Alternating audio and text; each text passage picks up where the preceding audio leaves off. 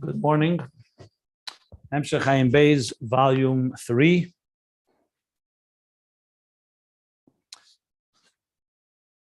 We are on page 1313, Aleph Shin Yud Gimel. 1313. Okay. So, the context is the illumination and transformation of darkness, which means of this dark world where the divine, its true reality, the true essence of existence is concealed. In the words of the Rabbi Rashab a few pages back, he said, Tachlis Biy'a Sa'adam Lamata Hu Lahoyres HaCheshach De'elam HaTachtin Shu Cheshach Kafel Mechupel. That the ultimate purpose of creation, the purpose of the creation of human being below, is to radiate the darkness of this lowest world, which is a double, quadruple darkness. Kafel umechupel, double and double double. Where shenira boy ragashmis v'chumis ha'elam, in this world we only see the physical and corporeal and crass reality. And godliness is not at all apparent or revealed. So even though he goes on to explain how godliness is the essence of existence, but it's concealed. And it's our work is to reveal it through using our divine soul, through contemplating on the divine within existence and the creator of it all and all the details. Also, explaining it all to the animal soul, as we discussed, that it should also understand it. That in turn awakens feelings and emotions of love and longing and connecting. You want to connect to the reality of existence, not to the false veneer of this world. And that reverses the process and illuminates. And ultimately, like he said, the goal is not just to illuminate, but to transform the very darkness. On page 1310. And with that, he went into the two opinions, or as we learned, two dimensions in Cheshach. One is it's an entity that can be transformed.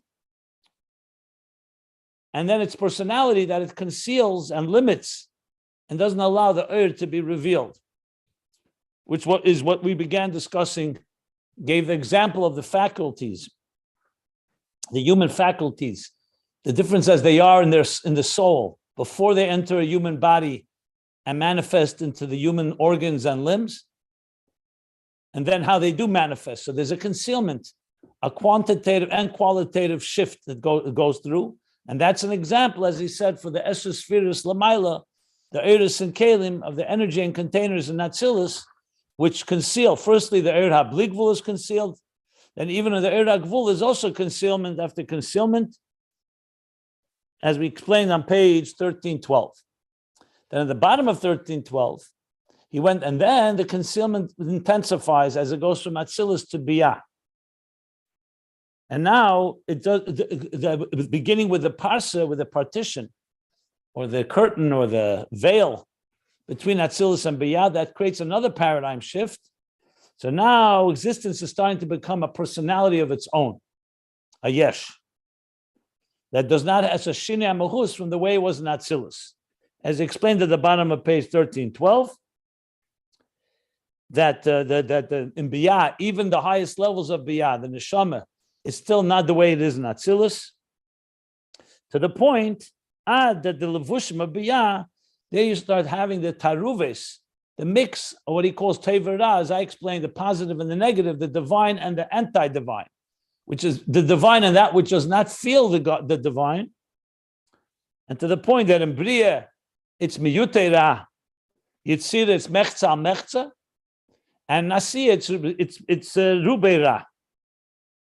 All the way, meaning that in each level, the divine gets more and more concealed to the point that what dominates is that which is the self versus the so-called egocentric self versus the consciousness of the self versus the divine consciousness. Before the tzimtzum, there was only divine consciousness. In Atzilus, the Proteus, there's also divine consciousness within a structure, and therefore there's concealment going on, but it's still divine. In Biy'a, Yitzirasiya, each in its own stage, the divine consciousness is now being slowly replaced by or supplanted by the human consciousness, by independent consciousness. And Rubeira means the independent consciousness is almost completely dominant, to the point that he says in this lowest of worlds, that everything in this world is mu'urav of the positive and the negative. And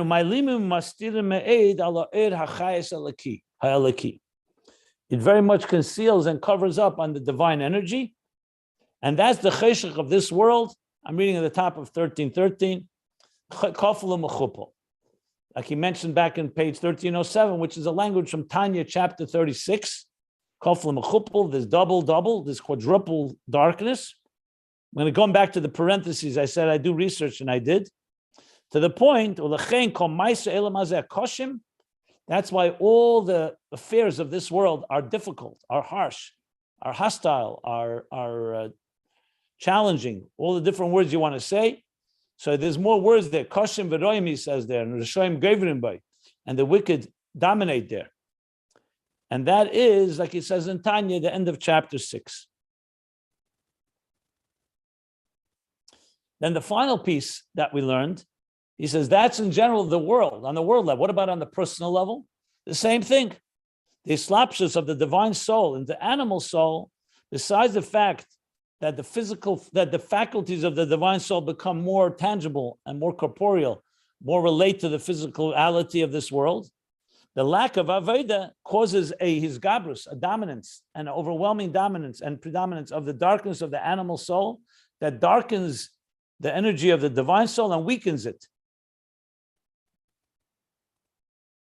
So the distortions of the animal soul in this world weaken this. It doesn't, in a way, imprisons the divine soul, not allowing it to escape its sheath, its keli, basically.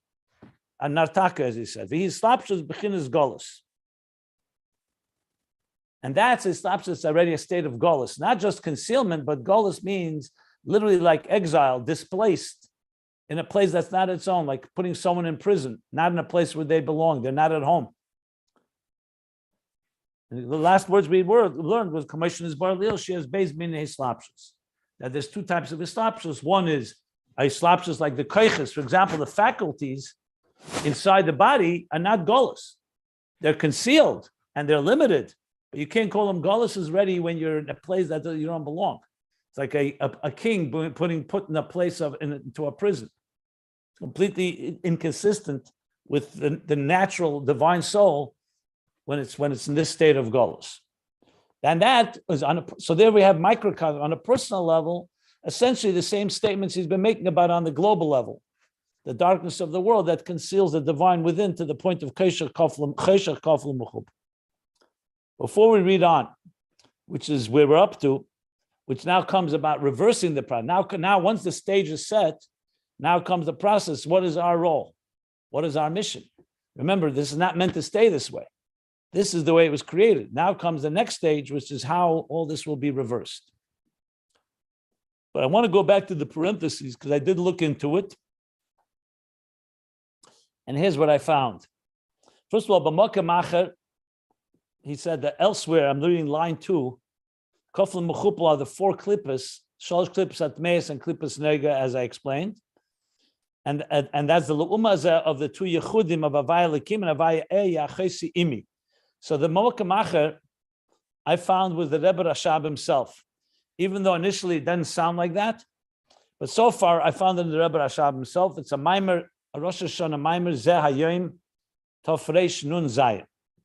So the year Tofreish Nun Zayin, which is the equivalent of 1896, is the Rebbe Rashab. Rosh Hashanah explained it then. That's first of all. And he does say the 2 Yechudim. Now the 2 Yechudim we learned earlier, as I pointed out, page 1249 and on explains the 2 Yechudim. So it's Lumazeh. When you say a quadruple darkness or a double and double darkness, it's referring to 2 states of darkness, 2 double states, so-called, of darkness. So what's the corresponding Kedusha? That there's 2 Yechudim. There's a Yechud of Avaya Lekim, which is Achesi, which is Malchus and Zoh when they are united, and they stand in the same stature, as we learned. So that's a Gilui Elikus. And then there's a lower gili, it's called biti.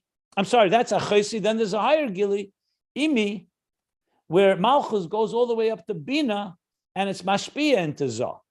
So these are two levels of giluyim. What's its corresponding side in the umazeh, which is the parallel world in the world of darkness? It's two states of darkness, where malchus gets concealed. One state in the two of the darkest klippas, that's like the darkest of the dark. And the second is not on such deep darkness, but the third of the shalosh klippas mes and klippas nega. So that is the correspondence of these two and these two. Now, then he says, Umeir mi'in vaya'ovik avik v'mavik. Now, I first thought Umeir would mean that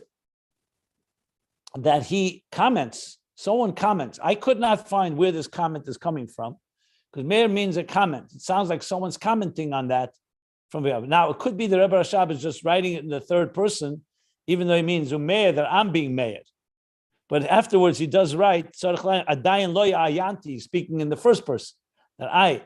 So Meir, I'm not sure who's being Meir, but bottom line is he's remarking that from the concept of Ayov. Ayovik is the pasuk, Ayovik, the pasuk when Yaakov is fighting with the wrestling, I should say, with the angel of Esav. So there's the question, what does Vayovik mean? So Rashi brings there two opinions. Some say Vayovik comes from the word Ovik. Ovik means dust, because when you wrestle on the ground, dust rises. But the question is asked on that, then it seems that the word is like a superfluous word. The dust is only a byproduct of their battle. That's why there's another opinion. Vayovik itself means wrestling.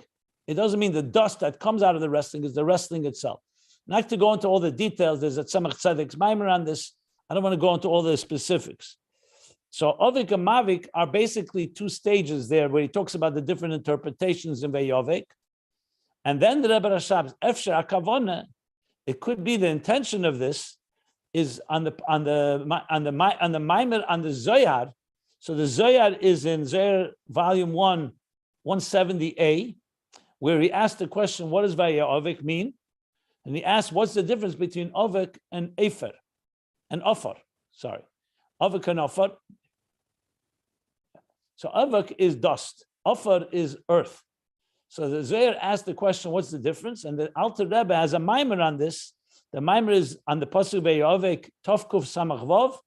It's printed in Torah Eir and Parsha Vayishlach, as well as in Maimori Admur Azok and Tovkuf Samach Vov.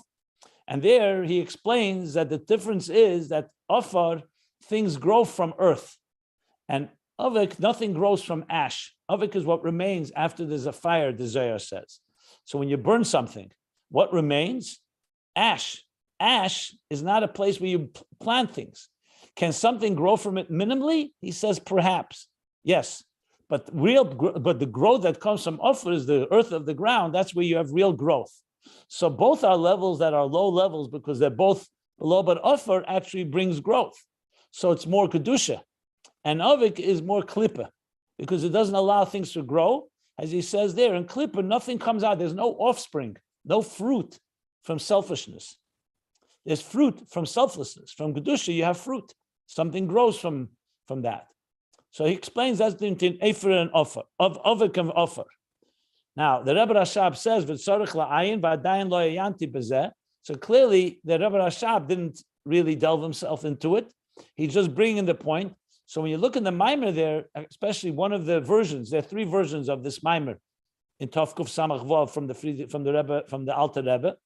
So one of the versions says clearly that the Melchama between Yaakov and Esav, or Esav's angel, Vayovik, their wrestling was on two levels.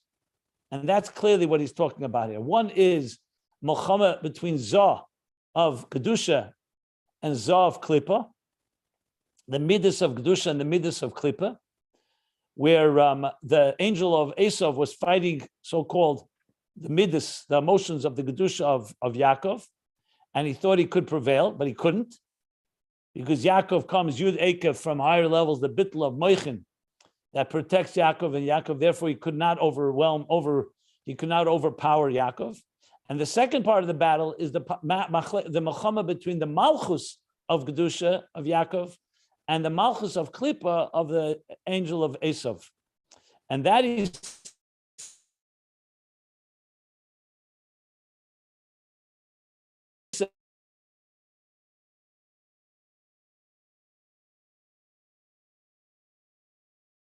says is these two stages, these two dimensions of the battle between that. Very short here, but there, when you look there, you see more detail. Could everybody hear Rabbi? The bottom just line now, is with this. Rabbi, you paused. I don't know if it was me or if you paused for everybody, but we couldn't hear the last 10 or 15, 12 seconds of what you said, which was the punchline. So, yeah. Same here. Can you hear me now? Yeah. Can you repeat the punchline, what you were saying? Please. So the two forms of Milchama is one is the Zav Gedusha and Zav Klippa that you heard. Hello? Yes. Can you hear me? Yes, we can. Yes, we can hear you. Did you hear that before? The battle between Yaakov and Esav's angel consists of two dimensions. One is the dimension of a Milchama of Zav of Gedusha and Zav Klippa. And the second is Malchus of Gedusha and Malchus of Klippa, which is the difference between Ofar, earth, and Ovak, ash. So that was the battle. And as he explains there in the Maimer, especially the Maimer from Rabbi Moshe, the Alter Rebbe's son, his Hanoche, the two dimensions of this battle. So that, essentially, the Rebbe Rashab is associating that with the two levels of darkness, Chosher, Kafla, Mechupel, and the battle between Gedusha and Klippa. Because like he said, it's L'umazeh, of Havaya Lakim and Havaya Eya. So the two levels of darkness is the two levels of Esav's angel, one the darkness of Zah and one the darkness of Malchus, which is compared to ash. That's briefly what he's saying here. But as I said, the Rebbe Rashab himself said, need to delve into this, and I have not done that yet. I'm just giving you some information I found when I looked up all the sources. Thank you. Okay. So with that, I'm ready to continue unless someone has any questions.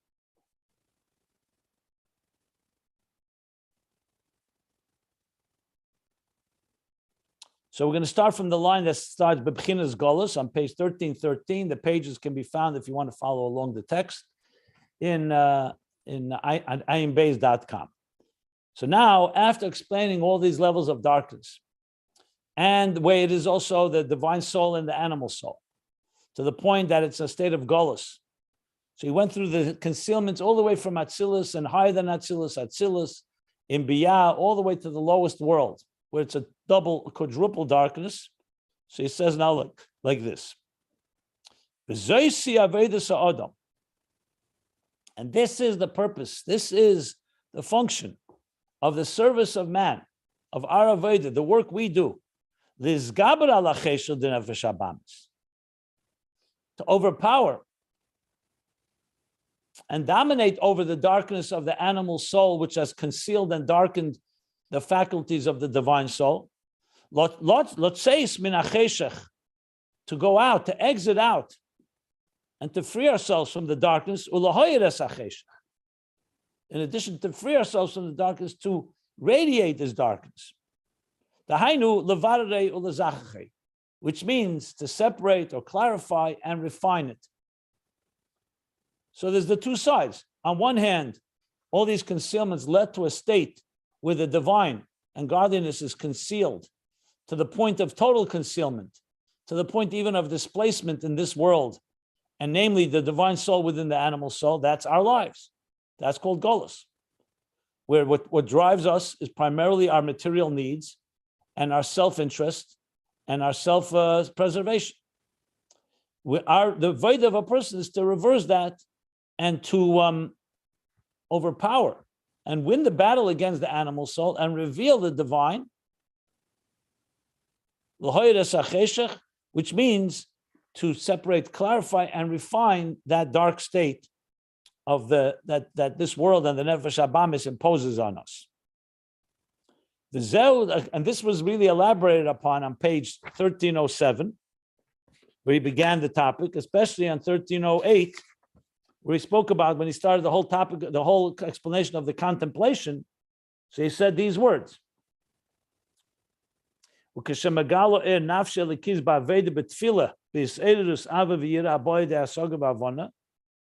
when a person reveals the divine soul in his Aveda and davening by stimulating and awakening the love and reverence that comes through contemplation, through understanding, through understanding and through contemplation and understanding. Actually, not contemplation, through comprehension and understanding. And then he went to the whole process of what do we contemplate on? Remember that nothing creates itself, the way God sustains the universe, how everything in this universe is really the divine energy within. All that he spoke about, the Eir V'chayis. This was page 1308, 1309. So the Rebbe Rashab is not going to repeat all that because he said it already. He's just going back now after we analyzed and evaluated and dissected the darkness. He's now coming back to say, what does the Aveda consist of? And that's all that we learned on page 1308 and 1309, all the way to the top of 1310. That when you're in that state where you reveal the godly, the divine, it becomes his Gaber Satsur Allah Chemer, that the power of the animal soul weakens because it appreciates the real energy. Once you realize that this material world is just a surface, superficial level, and you appreciate the energy within it, that weakens the hold and the grasp of the animal soul on the divine soul, as he explained, to the point of transforming it, as he discussed on page 1310. Then he went back to the analyzing that, not just radiating, illuminating the dark, but transforming it. Then went back with a further analysis of Cheshach, and now he's going back to the Avodah. So this is like a back and forth, back and forth. First he began with the purpose, and 1307. Then he went to the darkness, then he went back to the purpose, then back now to the darkness and the purpose of it all. And he's going to take it now further in explaining what that it says now like this. So all this that we're reading now is really a continuation of 1310 of the Aveda of illuminating this darkness. So he says, this is the Seder Aveda, the process or the order, progression of the service of a person all his life, all the days of his life. And so to every day. So not just his entire lifetime, but also every day. Step one is you have to first exit from the Golus. If you're in prison, in a psychological, emotional, and spiritual prison, where your life is controlled by materialism, by Chumrius, so the first thing needs to be the Yetzirah. Just like with Yetzias Mitzrayim. You can't go to Matan Torah and receive the Torah and receive all these higher revelation if you don't get out of prison first. So the first thing is Yetzirah min HaChumrius B'chlal, is to go out of the state of Chumrius. A person is in a state consumed with and in indulgence in this material world. You have to leave that. V'hu inyan shichi amcha ubeis avicha. You have to forget your nation and the home of your parents. This is referring to, I believe, in Parsha Kiseitze, where it talks about the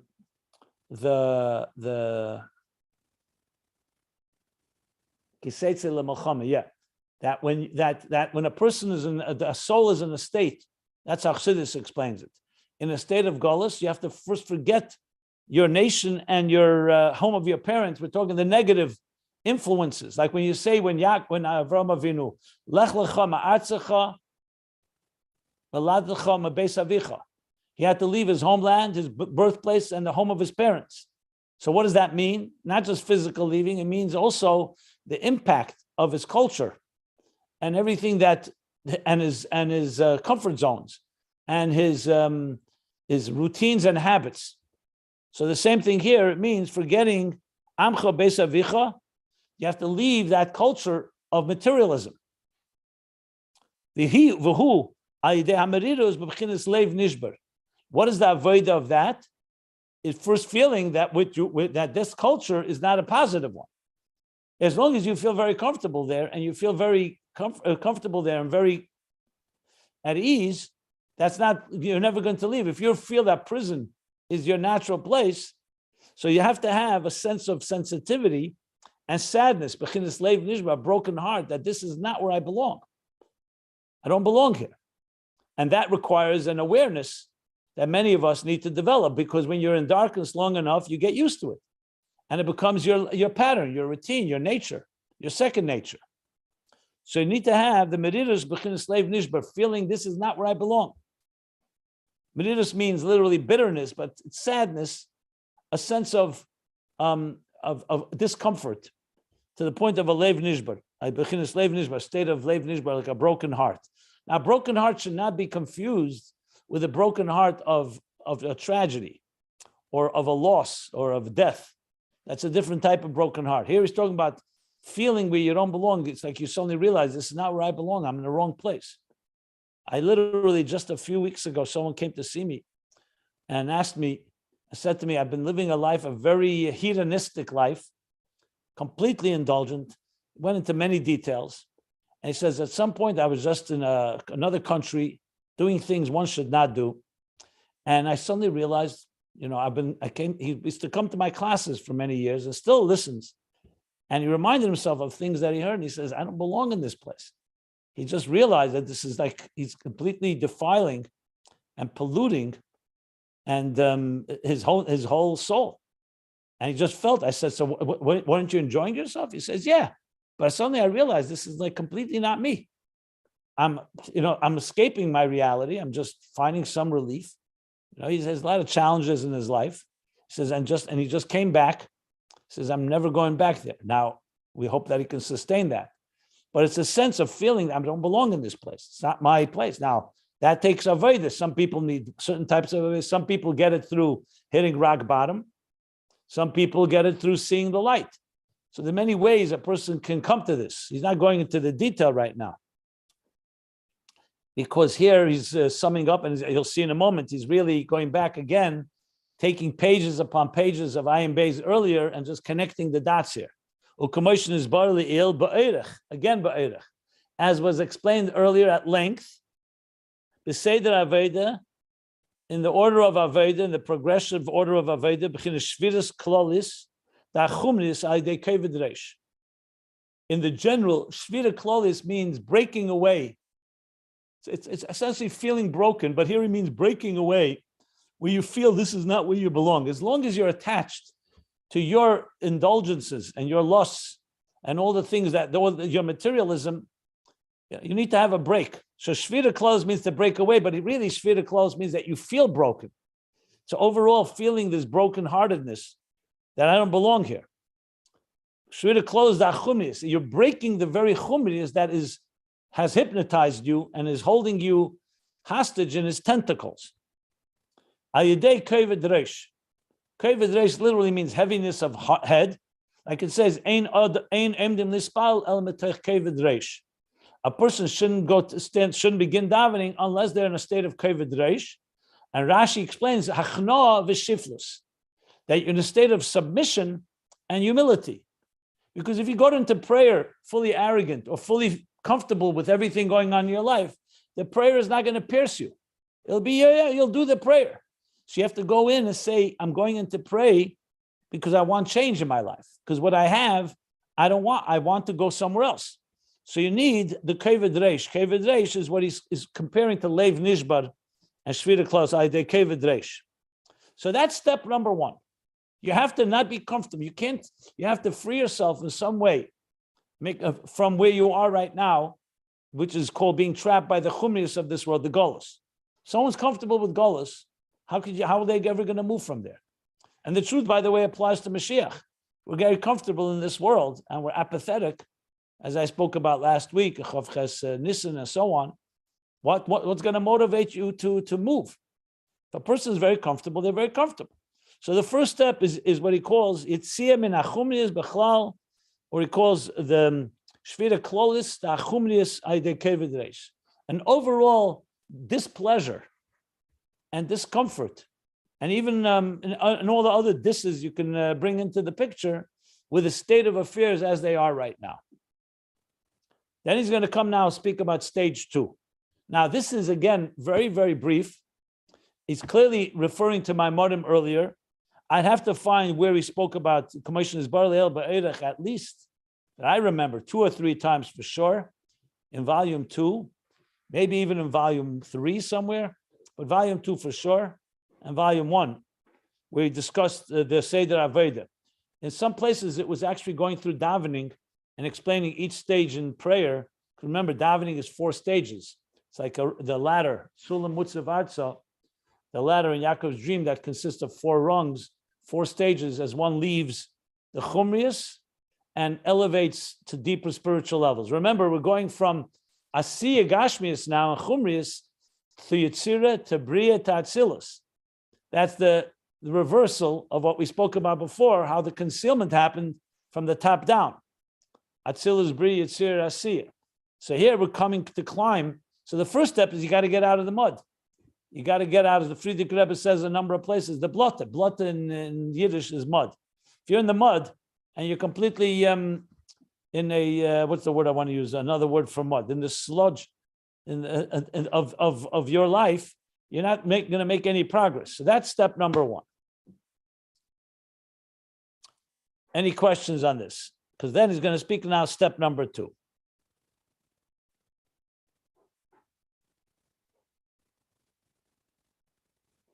So now, once you've so-called got yourself in a state where you're not comfortable, you're not pleased with where you are. So he says, "Va'acher kach," after the Sfira Klolis of Chumrius comes,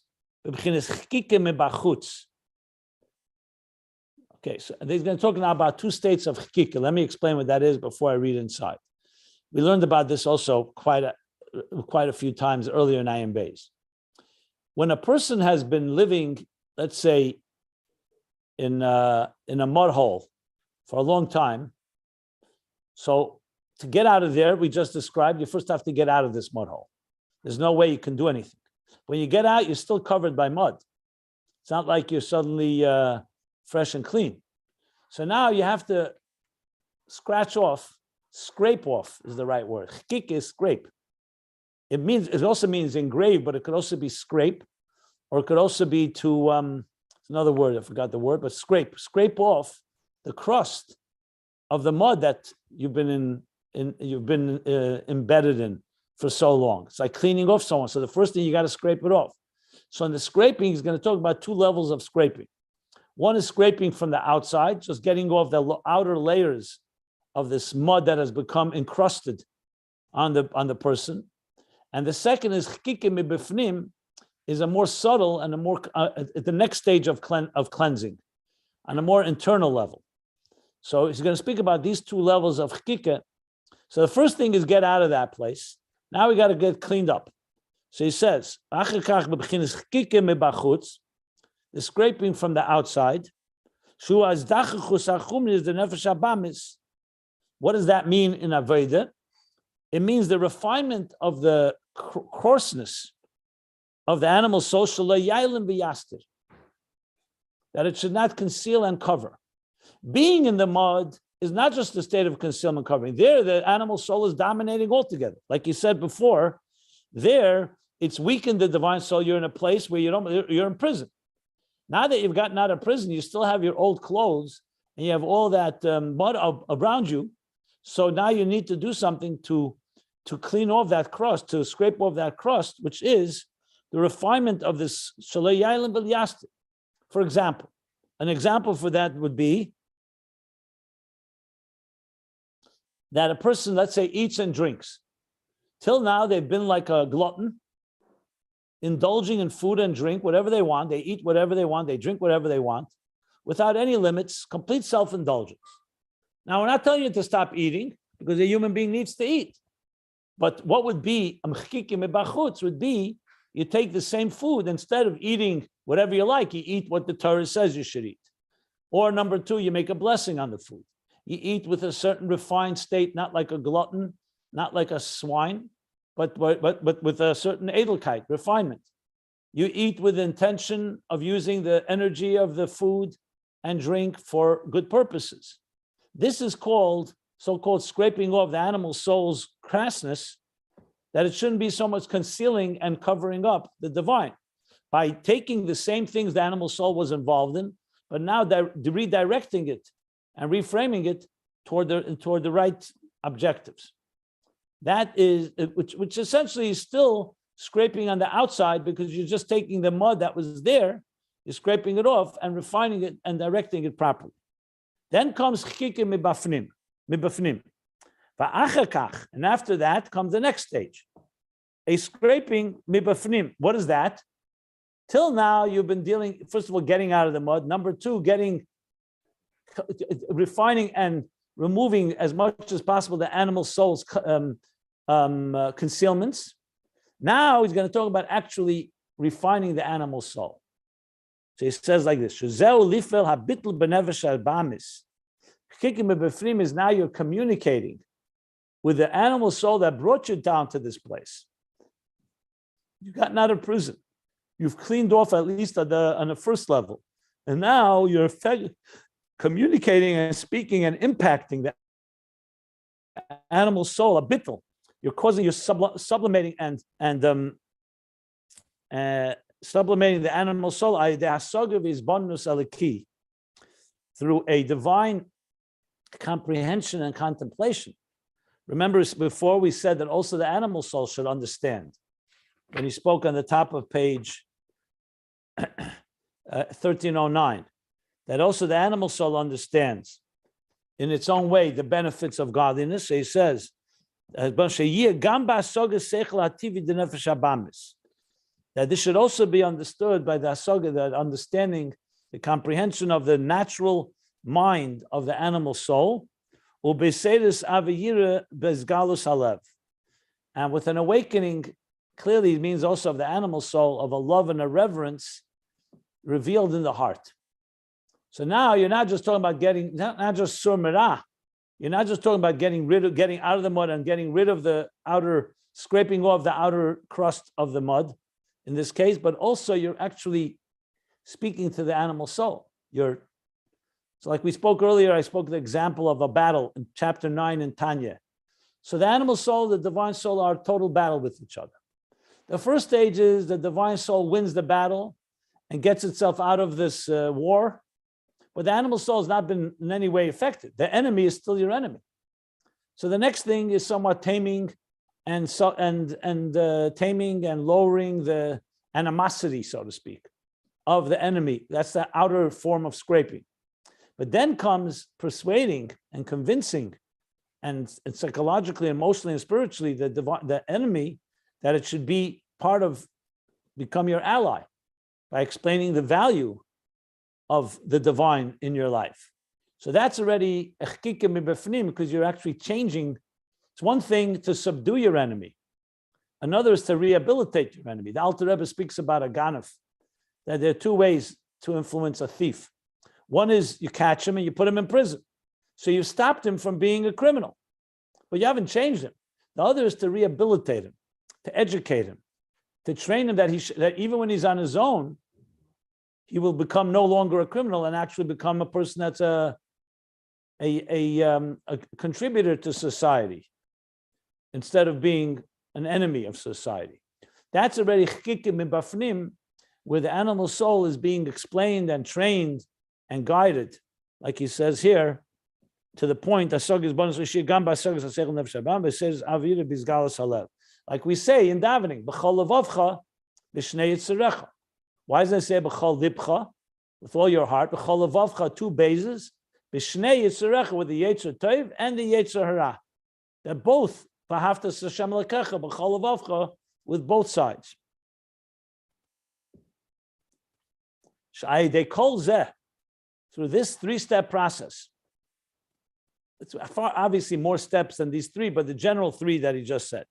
Through all of this, nitcha hara de nefesh habamis, the wickedness or the selfishness or the evil of the animal soul is pushed aside. Loi lirtzes b'taivus b'tainuga elam lisanig behem, not to desire in the lusts and pleasures of this world to take pleasure in them. because you've now affected the animal soul in that fashion. That is the surmara. You push that it should no longer be indulging in that. And the good part of the animal soul, like he says in Tanya, it's klipas nega. The nefesh habamis is not just purely evil. It also has a good side, and the good in it, misala, should be elevated, v'nichlal, and encompassed, v'nefesh halikis, in the divine soul, meaning it should become an ally of the divine soul because it's become rehabilitated. Becomes an ally, beneficial, it's nichlal, encompassed in the divine soul. V'hainu, which means, this means, shemis'eder gamkein ba'avel Hashem, that the animal soul too should be stimulated and awakened and aroused in love to God. Should desire in godliness, and in divine and godly matters and godly affairs. So both godliness itself, which is what is godliness, its value, and in all godly matters. And here he says clearly, like I just mentioned, in this itself, there are a number of levels, in the manner of the refinement and the sublimation of the animal soul. Is this still lahaya, or is this also nefach? Just be patient and you'll see. Okay. Just be patient. The Rebbe Rashab will spell it all out. Okay. And through this, like remember we learned earlier that from the animal soul it spills over. Also to chelke ba'elam. On page, I believe he said that on page 1308. Yeah. Chelke ba'elam, I think 13 and 1309. That it also affects the refinement and the clarity and the birur also b'dvarim hagashmim, in the physical matters, because remember, like food and drink and walk, there's the divine soul, the animal soul, and then there's their involvements in worldly affairs. So he's saying this also now causes the refinement in the physical matter, that kashepel benafshe, that when a person affects his nefesh, his soul, meaning here the case the nefesh habam is the animal soul, shaloi li'sanig b'tainuge b'nei adam, that he should not take pleasure in the regular pleasures of human beings, human pleasures. And not to realize or fulfill the desires, the lusts of his spirit. And through this, what happens? He pushes aside, he moves away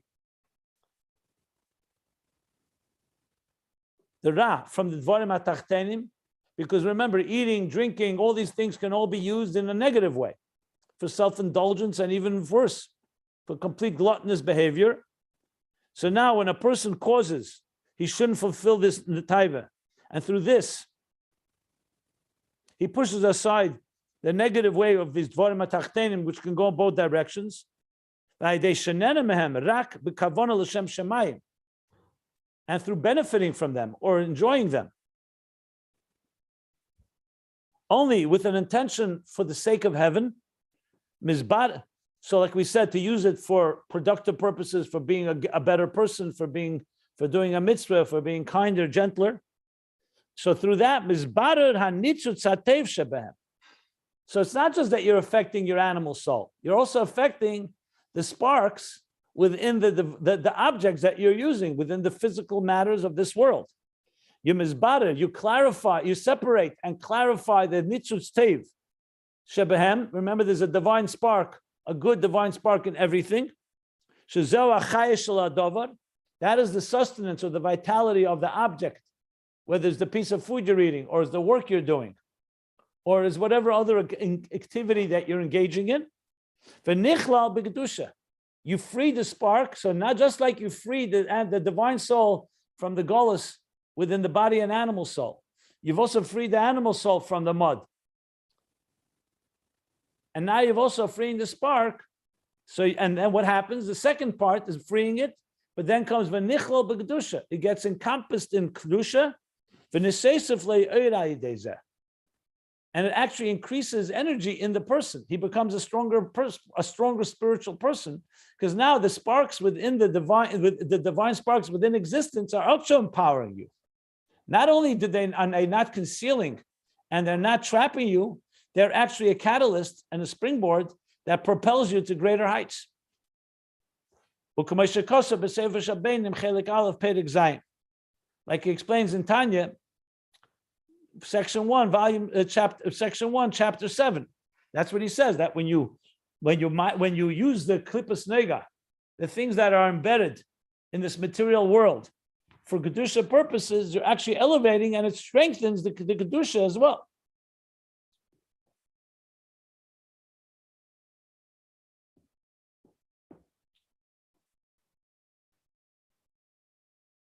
They have bitter.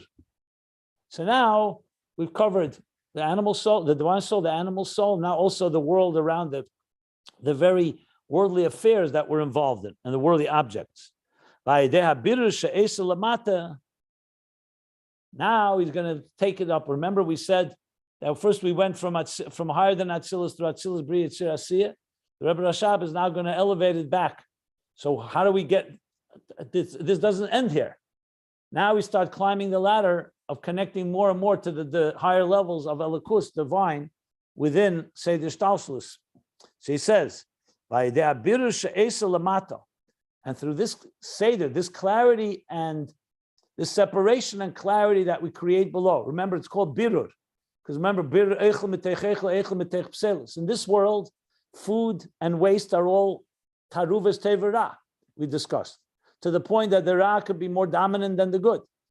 Birur separates, clarifies, and ultimately refines and elevates. He says, through the birur lamato that we do below, now comes an effect that has above. Through this, we also create a refinement that ripples through the whole Seder Histopsis, from the bottom up. Ad gam b'kelim d'Atzilus, to the point that it reaches all the way to the kelim of Atzilus. Remember, the kelim of Atzilus were kedusha, were holy, they're divine. Even though they conceal the divine of the pnimius, the etzem or the blikvul of the or the higher levels, but they're kelim of Atzilus. So the refinement that we're talking here that is done below also now reverses the process all the way through all the higher levels as well, to the point of kelim d'Atzilus, mistaknim. They get repaired, and refined. So it's not just that we're doing this down below where the mud is and all the darkness, but the kelim too and Atzilus now get more refined, that they should be able to receive more divine energy than they would have on their own. So there's Atzilus on its own, as we learned, it goes through the stages in creation, as God creates Atzilus, the Eris and Kelim, with all this, we discussed the concealments.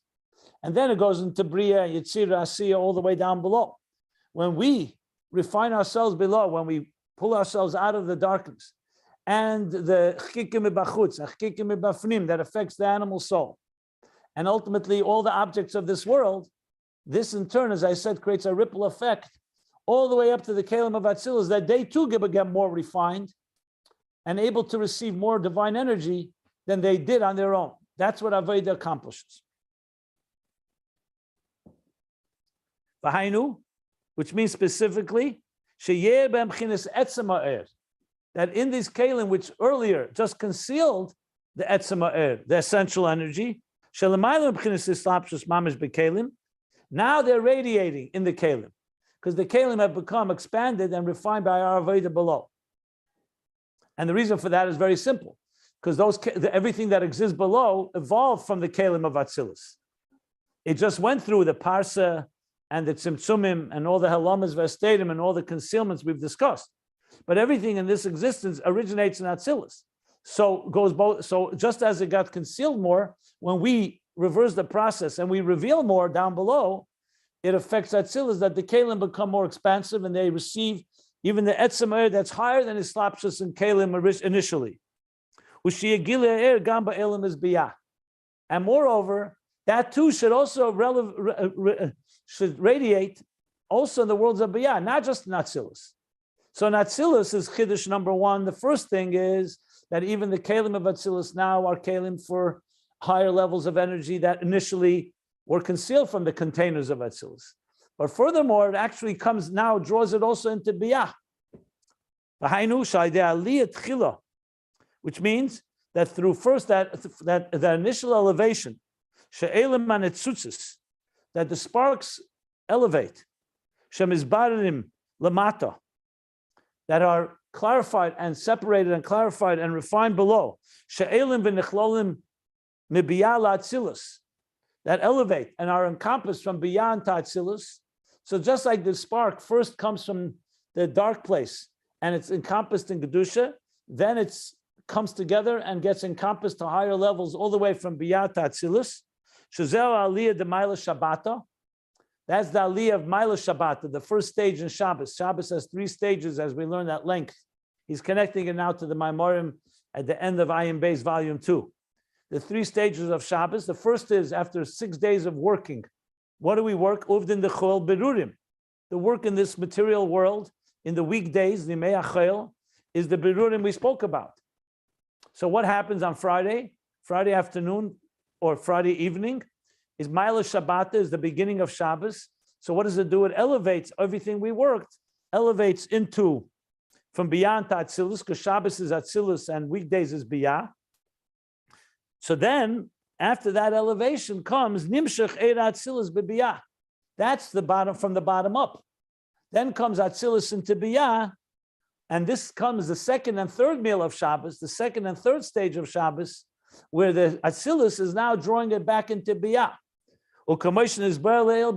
Again, as was explained earlier at length, in the different manner of Birurim, of these refinements and these clarifications and separations, the Yosher of an energy that goes from the top down, is an energy that goes from the bottom up, and the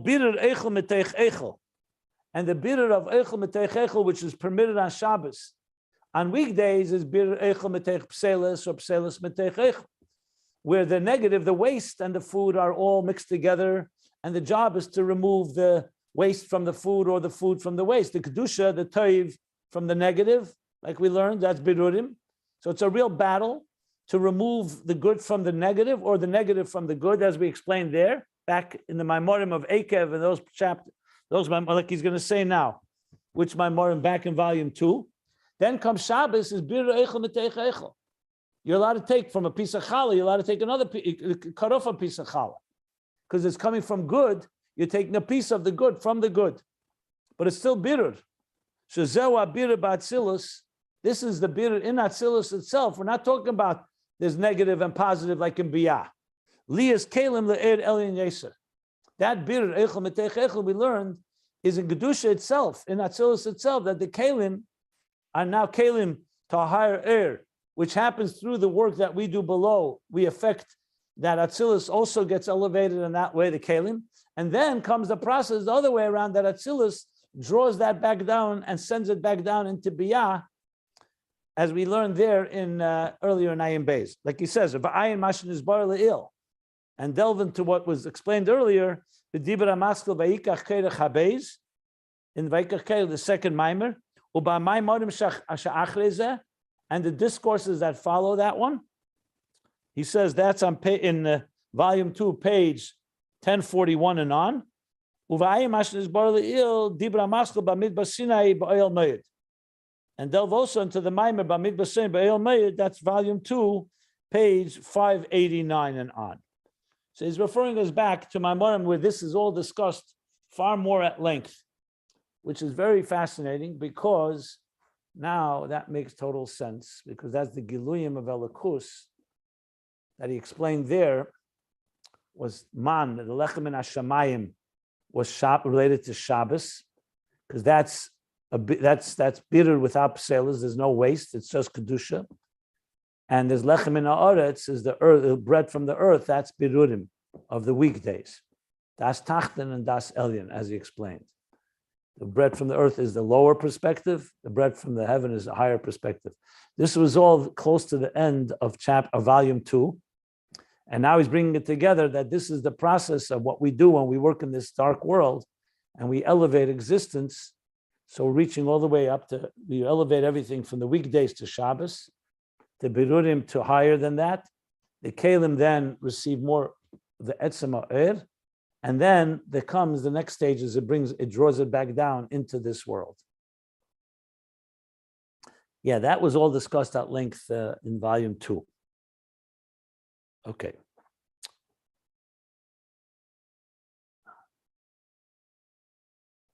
So just to sum up, this is the first stage of how we're drawing Oyer into Kalim, and even into the Kalim all the way down below into this world.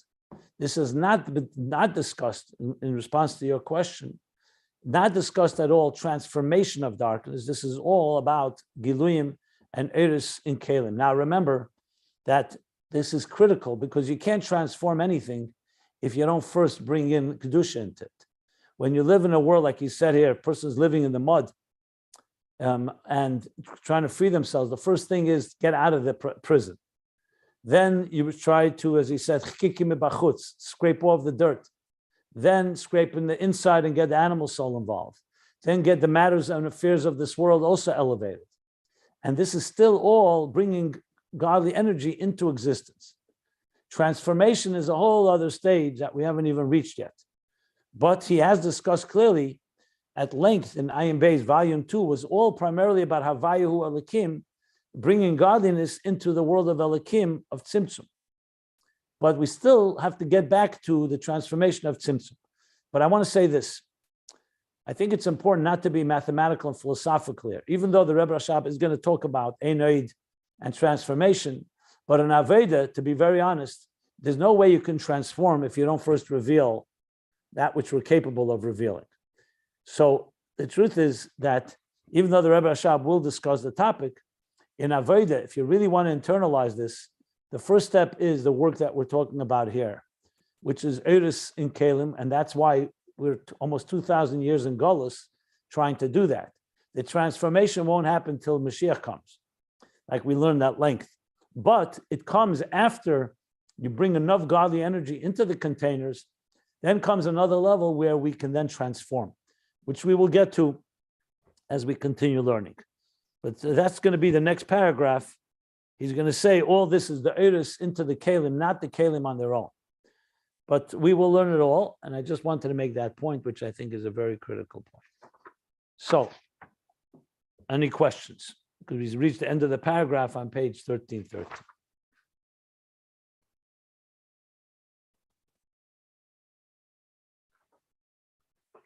This topic, just for the record, as I pointed out a while back, it's all going to be over 30 pages. So I'll just tell you where we are right now. He's going to continue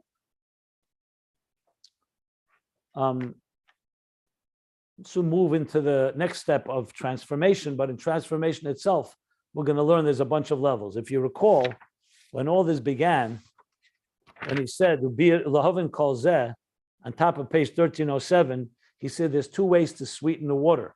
One is the chesed. When you overpower the bitter water with enough sweet water, it becomes sweet. The other is that the bitterness itself is transformed. So we're going to learn transformation itself has a number of levels, just like as revelation has. So right now we're still talking about revelation. He's going to move into transformation. And this is going to go at least, if I recall correctly, we're talking here at least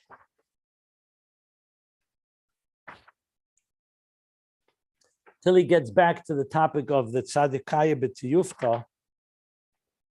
I think I want to give you a sense of the landscape here. Wow. Yeah, tzadikim and Baalei Teshuva is going to get back to on page 1342. We're now at 1313. So we're talking about another 30 pages. And then really back to the transformation back on page 1345, where he's going to start bringing it all together and then finally conclude the long 500-page parentheses of the Maggid, explaining the Torah of the Maggid. That will be on page 1349.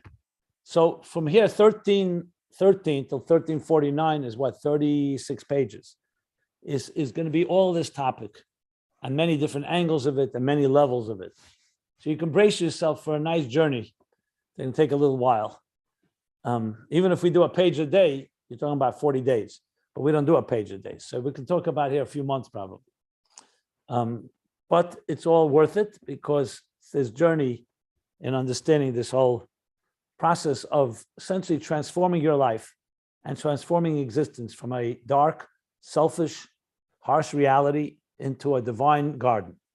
And that takes work, as we all know, both on an individual level and a collective level, is not a simple process. But Ayin Beis holds the keys to this formula. So, I have a real quick question. Thank you for that overview. Can I ask a question real quick? Yeah. So when he says 8 lines up, that there's a zichuk lamayla ad gam b'kelim d'Atzilus mistakenim mizdachachim. So the issue of the kelim and Atzilus repairing themselves as a result of these berurim from below. So what's the inyan of the not kelim? Themselves. They're not repairing themselves. We're repairing them through our work. Right. Well, okay. We had this debate about 8 or 9 months ago. It's a reflexive verb. But in any case, whether it's we're doing it to them or they're doing it because of what we're doing for bring to the bearing. I don't want to get caught up with the grammar. My question is. Well, no. Let me make it clear. It's unequivocal. It's our avodah that does that. Remember, this isn't some world out there. This is one process. This is what we do. When we do avodah, it affects all the levels of Histopsis. I surely understand that. And that's not the question. I completely get that. The question is, do the kelim of Atzilus require tikkun? Because I thought that they were essentially one with godliness. That whole business. And I didn't know. So the answer is absolutely yes. When we say that God created this world for a dir b'tachtenim, Mashiach and the Geula come, is going to ripple through the whole Seder Histopsis. Furthermore, even the levels of Ak and the levels before the Tzimtzum will be elevated by us. So the answer is absolutely yes. Tikkun does not necessarily mean something was broken. Tikkun means that it becomes, tikkun, as I explained a number of times, also comes from the word beautifying and improving, like ornaments or jewelry. So the fact of the matter is, since the Kelim of Atzilus, we learned at length, conceal the Etzema because that's the structure of how God created. God created existence with a certain measure of energy. The Kav has a certain amount of energy. Each world has its amount of energy. It is the human being below that is the only one that can disrupt and shift that for the negative and also for the positive, by elevating everything gets elevated when we reverse the process and when we radiate our darkness and bring godliness into our darkness, every place becomes more illuminated, the Gan Eden and of course the higher levels, and therefore the Kelim now can receive energy that before was concealed from them, which was the Etzema like we said, was Bihisalmus, the Habligvul, the Hagvul, all the levels he described. So keep in mind, everything in existence, when God created the world 6 days, he created a beautiful world. It's called Elam HaMilui Nivra. Everything is beautiful. The light that he created, Vayemer Elikim Kitev, right? Vayemer Elikim, Vayar Elikim, Vayemer Kitev. Every day he said it was good, and good on God's terms. The second day, the third day, vegetation. The fourth day, the sun and the moon and all the celestial bodies. All was beautiful. It's a beautiful world. The fifth day, the creatures, the fish. The sixth day, more animals, and then the human being. Now comes another step. That's God's beautiful. He set the stage. As I've explained many times, the analogy, he created beautiful art. He set the stage. He set the table in the use of the words of the Mishnah and Daf Lamed Zayin and Sanhedrin. Now comes the human being. What's the role of the human being? The world is already a beautiful world. It's God's world. There's no greater artist than God. But God did not want only that. That's God's perfection. God wanted us, the human being, la'ov de l'shamra, Remember at length, he said, Gan Eden produces beautiful fruit, but that's Gan Eden on its own. He wants the gardener to come now and work the land, and create much better quantitative and qualitative fruit. We learned at length what we do to add to Gan Eden. Yizbu Atse Ya'ar, it said.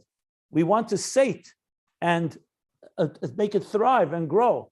That's only possible in this lowest of worlds, where we come. And we do only in this world, you can do Maisa mitzvahs.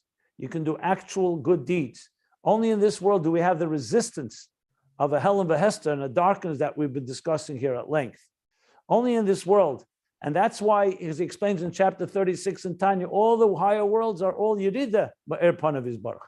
They're all a descent. They're God's perfect worlds, but they're not as perfect as God, because they're all lower than godliness. Each one has their own limitations. Only the human being down here, the Yesh, Hanivra, down below, what happens is we can now add and increase energy in all these worlds, in Gan Eden HaTachton, Gan Eden HaElyon, and Atzilus, and every level now starts benefiting and getting more energy from higher levels, to the point even from before the Tzimtzum, and even as we're going to learn from the Helam HaAtzmi, transforming all Seder Shtalshlus, that we can transform that the whole Seder Shtalshlus, and of course this world will all be Adira B'Tachtem to Atzmus.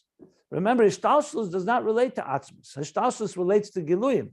Atzilus, for all its benefits, is still a revelation of the divine, just as Ein Sof is a revelation of the divine. It is only ultimately the work in this concealed dark world that reaches the Etzem Ha'er and the Helam Ha'atzmi and the Helam all the way even higher than that, and draws that further down into Eir, and the process begins by both, and everything contributes to each other. Now, what I just said here is nothing new. This is really the last 100 pages just summed up. So if you learn it again and again, you'll see it all comes together. I quoted all these different expressions that he used. So that's the way we understand it. So then... That was wonderful. Thank you. A very, very, very clear answer. Thank you very much.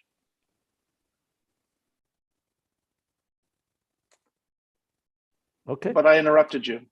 You were going to go on. Fine. That was very helpful. Thank you. Well, we got to do is just learn what I said is nothing my own explanation. This is the Rebbe Rashab's words in the last pages and pages and pages of how this process happened, especially the Gan Eden part that I just described. But regardless, that's what he says now. Okay. No, I remember. It was just a wonderful summary. I get that it's what we already learned. Yeah, fine. Yeah. So we'll stop here at the end of this paragraph on page 1313. Are there any other questions? Anybody else wants to ask anything? Yeah, I did. Where it says Mamsh Lamal Bichis Mamash Bekalim Chulavashia Giloy or Gamba Olamos Biy'a. I thought, if I remember, and I'm not remember clearly, but when we talked about these three levels on Shabbos in volume 2, the one was the first one of the avoda during the week, having an aliyah on Friday night, and then Shabbos by day, and then the highest level, which was Suda Shlishi, so that time, what's the Tammuz, the highest level, Shabbos afternoon. I thought that point, I thought we went into the engine room where the man is being created. I don't remember that saying there that on Shabbos we actually bring it down into Biy'a. I thought we were still on Shabbos remain there, and we only bring it down once Motzei Shabbos happens for bringing it down to our avodas the whole. Is that not correct? That we even on Shabbos we're bringing it, as the Rebbe says here. It doesn't say we bring it down on Shabbos. It doesn't say that here. Because I thought the whole thing was a discussion of on Shabbos. The Aliyah Techilah. No, wait. It doesn't say on Shabbos we bring it down. It's fine if we bring it down after Shabbos and Sunday and Monday. Oh, okay. Okay, so it's not. The expression is Shabbos Mineu Mizbarchin Kuli Yemen. The man does not come down till Sunday morning, even though it's manufactured on Shabbos. So Shabbos is the elevation, but also transformations of different levels, and then it begins the process. You can look up those Maimonim. Listen, at the end of the day, we still are in the world of Biy'a. When you and I are sitting at a Shabbos table, whether it's Friday night or Shabbos morning or Shabbos afternoon, we're still somewhat in this physical world. We're not in Atzilus. So you could say that Shabbos is drawing it down to Biy'a. However, Biy'a is then on an elevated state, essentially. Okay. But then after the Shabbos, for sure it comes down. So both ways it works. Okay. What is Rosh Tevis on the first Rosh Tevis, 2 lines up from the end of the paragraph? The first one was Dav of a Yira, right? But then what's the 2 other lines from the end of the paragraph? Where does you see Av of a Yira? But no, the one before at the end of the 3rd line above, and then isn't that which line? Which line? Tell me which line. 3 lines up at the end of the 3rd line. Ba'ofnei habirurim. I thought it was va'ava. Oh, Yasher is when energy flows downward. Chezer is from the bottom up. I was just reading it. Thank you. Okay. Wow. Okay. Okay. Good. Now, definitely be helpful to go back to those Maimorim where he refers to, because he discusses there at length, and I'm going to look it up myself because I don't remember all the details. I just remember the general gist of it. We talked about Rotzei V'Shuv was the weekdays and Shabbos. That's how it began. Yom V'Layla was weekdays and Shabbos. And then went to the whole discussion of the Birurim, first of the weekdays, then the Birurim of Shabbos, then Shabbos is even higher than Birurim, 3rd stage. And then how all that comes down below. That's then he went into Das and Das Tachten and the Ayin Be'emtza between the 2 levels of Yesh. That was the flow in volume, and then the volume 2.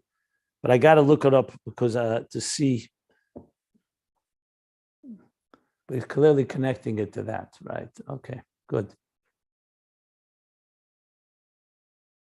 It's good. The connections. Okay, I'll look it up and then I'll give you a little summary of what I discover. Okay. So we'll stop here at the end of the paragraph.